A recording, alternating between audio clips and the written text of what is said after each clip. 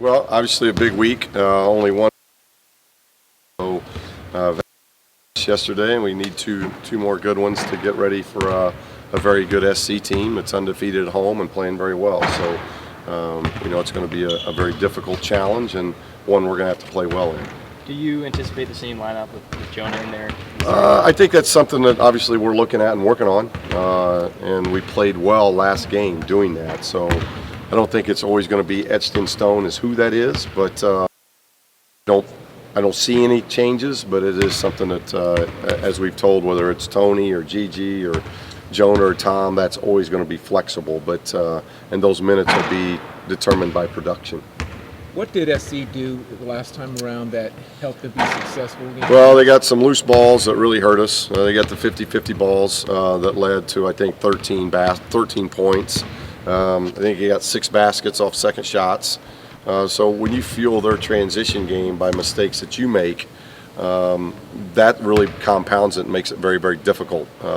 Metu got away from us in a big way. I think career highs in at least points, if not points and rebounds. So tripled his points, doubled his rebound output for the year. So that was a position. Boatwright got in foul trouble, and Metu came in and really gave us a lot of problems. So those were the things that were probably most glaring. One of the more athletic teams in the conference. How do you think Gigi only played 2 minutes last time? How do you think Gigi, and if Jonah's playing extra minutes, that changes kind of the matchup defense? Well, we hope it changes for the better. Obviously, I think we are quicker. We're more athletic, playing that way, and it's been the athletic teams that, whether it be Washington, whether it be Oregon, whether it be SC, those are the 3 most athletic teams that we've played to date, and we haven't beaten any of them. So. That's where our issue has been when we've been big, and now that we're healthy, hopefully we stay healthy. We at least have the versatility of going a little bit longer and more athletic to try to help compensate for the athletic teams like the Washington, Oregon, and SCs. How is Alex looking? He got dinged up. He's probably doubtful for this week. That was a pretty good ankle sprain. I'll know more today, but that was a pretty good ankle sprain. So I'd say right now his status is doubtful, but we've still got 48 hours to see how he responds to it. But next week is probably when we're looking for his return. What do you say? Does this feel like a must-win situation in terms of I think everything that we talk about is must-wins. We go into must-win games all the time. I think we were pretty close to having about the same record last year at this stage. So, and we made a strong finish. We're like a lot of teams. You got to have a strong February. So this happens to be our first game in February. So you want to start the month off well, but you ask me that question next week, I'll be saying the same thing. It's you want to be playing your best basketball in February because February sets up March, and then obviously continue to play well in March. So this is a big month for us, and obviously that starts on Thursday night.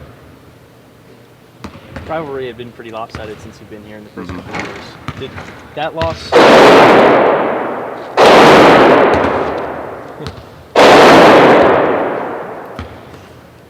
They've got training exercises going on. We don't have to be a part of that, right? Okay. All right. Did that loss hurt any more than any other loss, even though it was the first one to USC? No, and I've played SC before even coming here, so I think it was my first loss to SC. But those things happen when you're in it long enough. You're gonna lose a lot. You're gonna win a lot, and I think the rivalry has been really good, and it's been favorable for us through 2 years, and they got us at home. So whether that was SC, obviously it's a rival. So it's an in-city rival, so that gives it a little bit more teeth.